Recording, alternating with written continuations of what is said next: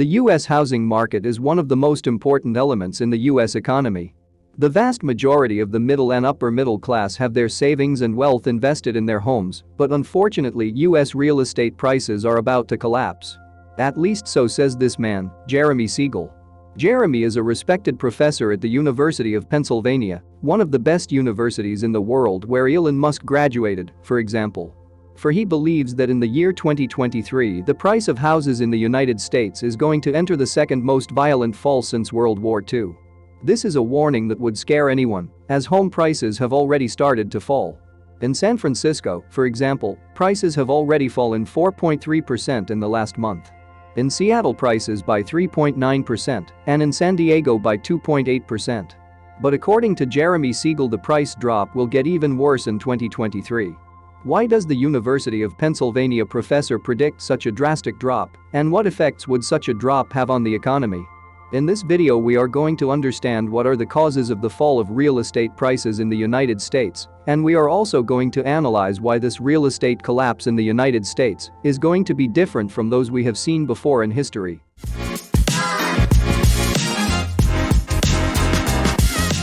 Let's start by understanding what is causing this current price drop. First, the most important thing to understand the real estate market is that we have to understand the demand for housing, and one of the elements that accelerates or slows down the demand for housing is mortgage rates. Here in this graph you will see the interest rates of 30-year mortgages, that is, this would be the interest you would pay for 30 years if you take out a loan to buy a house. As you will see, the interest on mortgages was hovering between 3.5 to 4.5% between 2014 and 2019. But in 2020, interest rates suddenly dropped to less than 3% until the beginning of 2022. The reason why interest rates fell so much is thanks to the Federal Reserve. When the pandemic hit, the Federal Reserve decided to lower the central bank interest rates to 0% and to print a lot of money. These central bank rates are the ones that determine the interest rates on all those other debts in the United States, including mortgages. This combined with all the money that was printed during the pandemic caused the price of absolutely everything to skyrocket, from the stock market to cryptocurrencies, and that is why we saw US home prices soar to new records.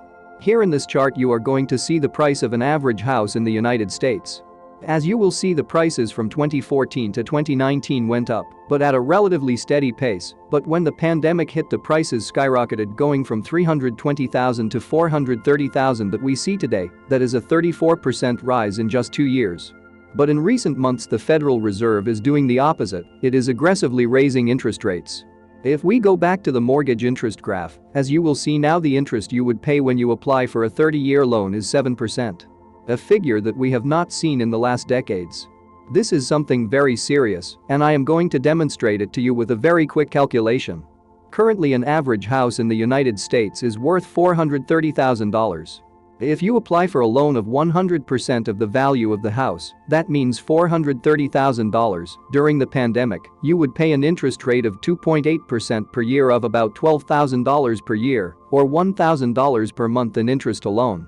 But now that the interest rate is 7%, you would pay $30,000 a year or $2,500 a month only in interest, but only in interest.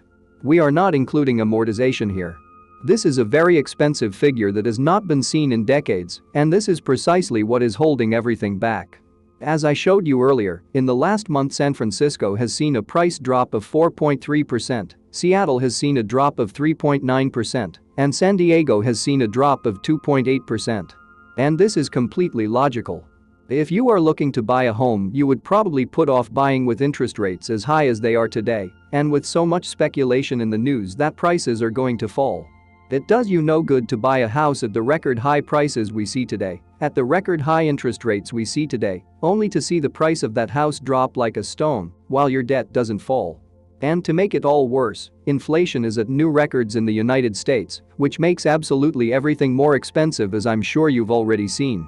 Now back to Professor Jeremy Siegel of the University of Pennsylvania. He believes that mortgage rates are going to go even higher as the Federal Reserve is raising them to slow down the economy. The Federal Reserve is desperately trying to bring down current inflation levels and have signaled that they are going to keep raising interest rates higher until they see results. They themselves have said that they do not plan to lower central bank rates until further notice. By raising interest rates even higher, it is going to cause prices to fall much more sharply than we see today. But if you look at the graph of average US home prices, anyone would say the prices have not yet fallen. But that's the big problem, these are the average prices across the United States. As I showed you earlier, in some cities they have fallen. What is actually happening is that the market has frozen. Here in this graph you will see the number of homes that have sold in the last 10 years in the United States. As you will see, right when the pandemic hit, there was a record of how few houses were selling because the whole society was on alert. But now in the last year the number of homes sold has also dropped by 50% compared to last year. This also coincides with the fact that the demand for mortgages is also down 50% in the last year, according to the CNBC article. If you are enjoying this video and want to be aware of new videos, subscribe to this channel and turn on notifications. This is the big problem. The market is completely frozen with very few transactions. This could be the lull before the storm hits. And that is why the real mortgage crisis will come in 2023.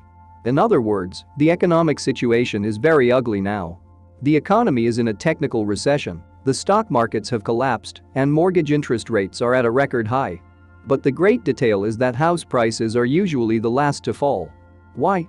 Well, because even if you are in a very difficult economic situation, the last thing you do is stop paying your mortgage. As I said at the beginning of that video, houses are fundamental to people's wealth and savings. The vast majority of people have their wealth in their homes, and the last thing you're going to do is miss a mortgage payment or sell that home. It's better to miss car payments or your credit card payments than to miss a mortgage payment. The big question here is whether this is really happening. In this chart you will see how much Americans have missed credit card payments.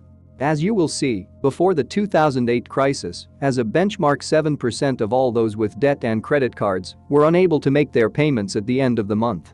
But as you will see here, we are at a record low of how few people were unable to make their payments.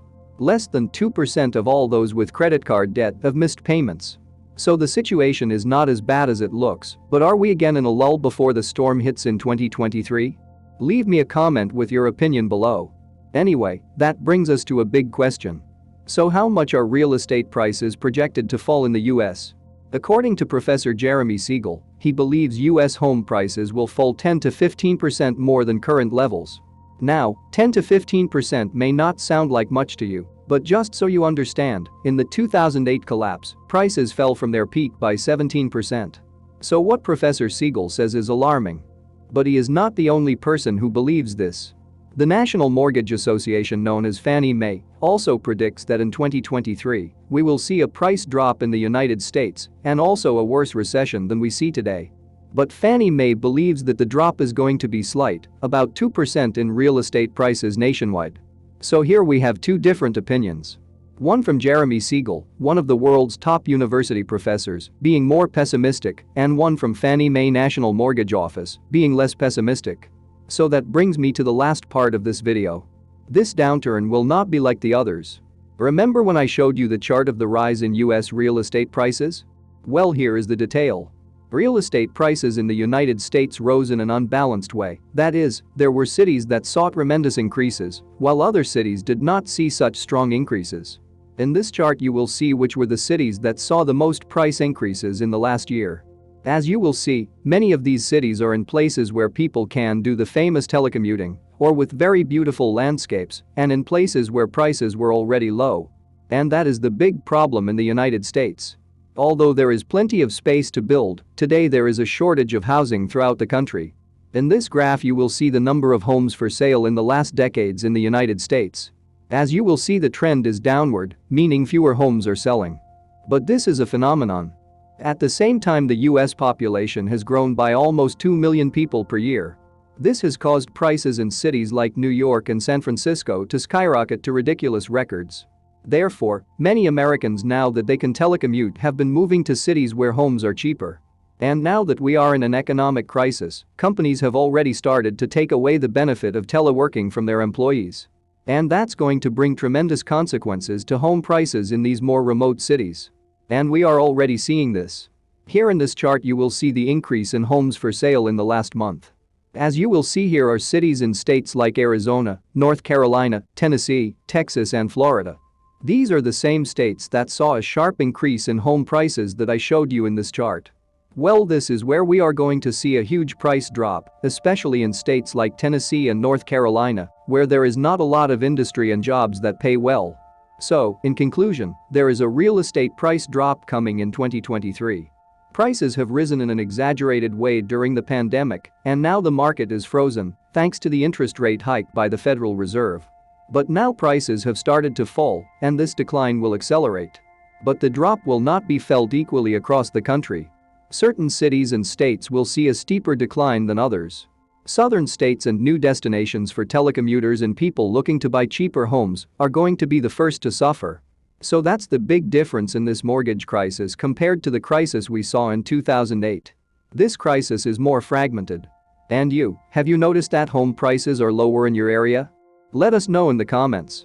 Thanks for watching the Money Street, and don't forget to click the subscribe button for more financial videos.